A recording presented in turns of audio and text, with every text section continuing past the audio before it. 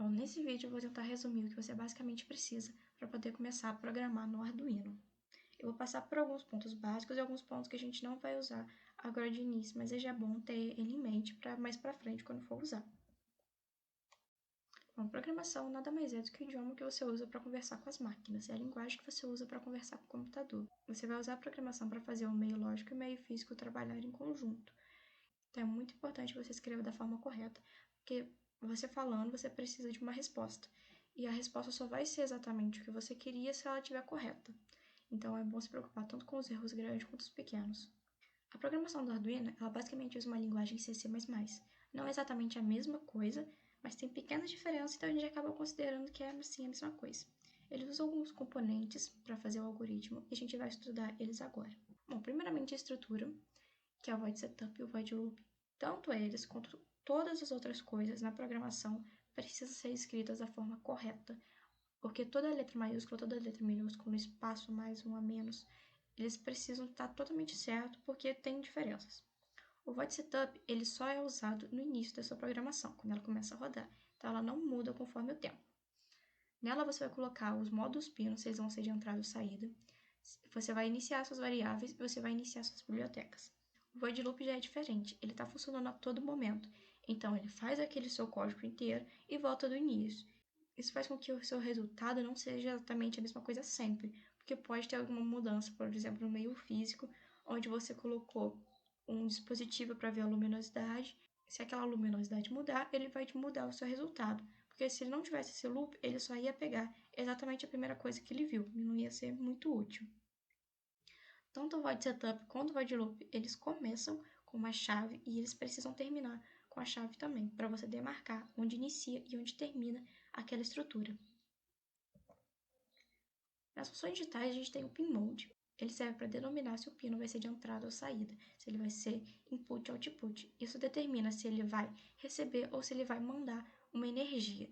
Por exemplo, se a gente colocar o pin mode output, a gente está dizendo que a gente quer que esse pino mande uma energia para o que estiver conectado ali. O digital read e o digital write, eles têm a ver com a questão se eles vão estar 0 ou 1, se eles vão estar high ou low. Enquanto o read, ele vai ler se aquele pino vai estar ligado ou desligado, o write, ele vai escrever isso para você. Por exemplo, se você colocar digital write, o pino 7, e low, você está dizendo que você quer cortar a energia, não enviar a energia para aquele pino. Então, se ele tiver um LED ligado, você vai estar desligando aquele LED naquele pino. Se colocar high, você está falando que você quer ligar. Outra coisa muito importante também é a função delay. Ela faz com que a sua programação espere um tempo para poder fazer a coisa seguinte, porque o Arduino faz as coisas rápido demais. Então, se você não colocar alguma coisa para fazer a programação esperar, ela vai ficar fazendo automaticamente uma velocidade que a gente não vai conseguir nem ver a diferença. Então, um delay, que é em milissegundos, então a cada 1000 milissegundos, 1 segundo, ele vai fazer com que você tenha um tempo de reação, para que você possa ver o que está acontecendo. As funções analógicas, já que elas não funcionam de forma 0 ou 1, então elas vão ter vários resultados conforme vai passando o tempo. Mas funcionam basicamente da mesma forma a sintaxe da função. Você coloca o pino e o valor que você quer. É sempre bom lembrar também que toda vez que você termina de escrever uma linha da sua programação, você tem que terminar com ponto e vírgula, porque você vai estar denominando que aquele pedaço da programação já foi feito, já acabou, e ele pode passar para outra linha que vai ser uma coisa diferente. As variáveis, elas funcionam como armazenamento de valores, armazenamento de caracteres, dependendo do que você tiver. Por exemplo, a primeira ela vai armazenar se aquele valor é verdadeiro ou falso, enquanto a segunda, a int, ela vai armazenar números, vai armazenar valores. Então, você pode colocar o int, o nome da variável, significa algum valor, por exemplo, 2. O char vai armazenar um byte de memória, porém ele vai armazenar caracteres, vai armazenar letras. Eles precisam ser escritos entre aspas simples. Aspas duplas não funcionam. Então, da mesma forma, você vai escrever, por exemplo, char, uma letra, aspas simples, e a letra que você quer. Terminando também sempre com o ponto e vírgula para mostrar que você acabou aquela parte. O float vai armazenar números com ponto.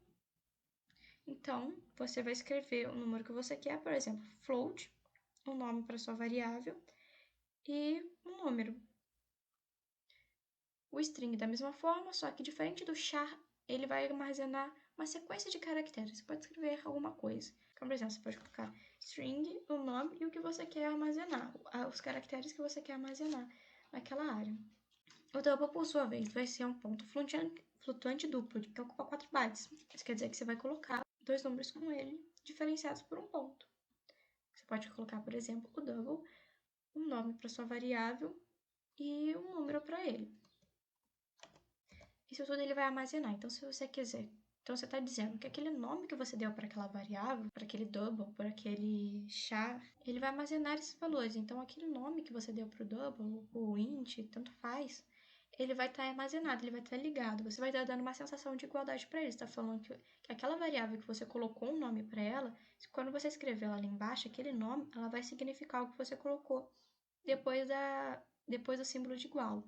Que isso vem os operadores aritméticos, que funcionam exatamente assim.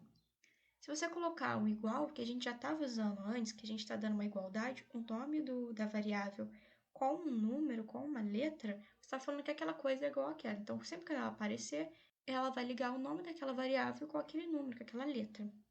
A adição é a mesma coisa, você pode somar essas duas variáveis, você pode colocar, por exemplo, eu vou colocar aqui essa aqui como resultado, e vou iniciar lá no 0, colocando sempre o ponto e vírgula depois. E aqui eu vou colocar resultado é igual a mais dois dos meus valores que eu já tinha colocado, e ela vai somar, ela vai dar esse resultado. Isso pode ser para qualquer coisa, se eu mudar os números ali em cima, o resultado vai mudar. A subtração, multiplicação e divisão, todo mundo funciona da mesma forma. Ela vai subtrair, vai multiplicar ou dividir. E a porcentagem, ela vai significar o resto da divisão.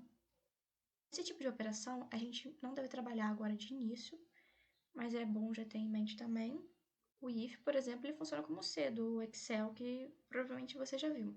Se aquela coisa que você escreve após ele for verdadeiro, ou se for falso, ou o que for que você colocar, então ele vai fazer o que tiver depois dele.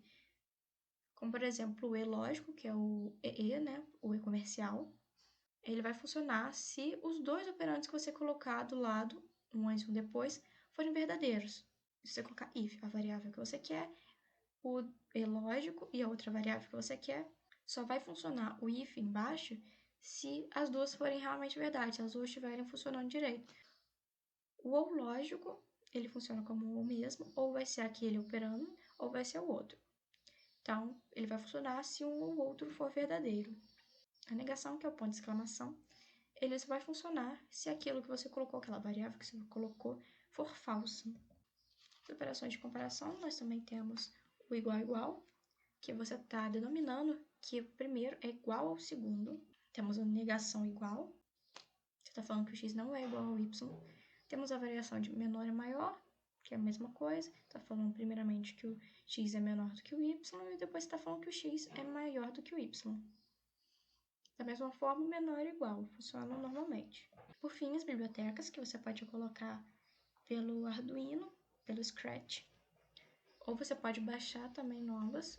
Elas vão ir por cima do Void Setup. Quando você coloca, elas sobem.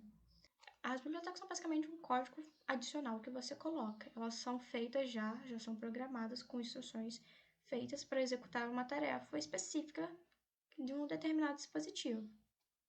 Você pode colocar para configurar um dispositivo, ler os dados dele, o giroscópio, temperatura, umidade.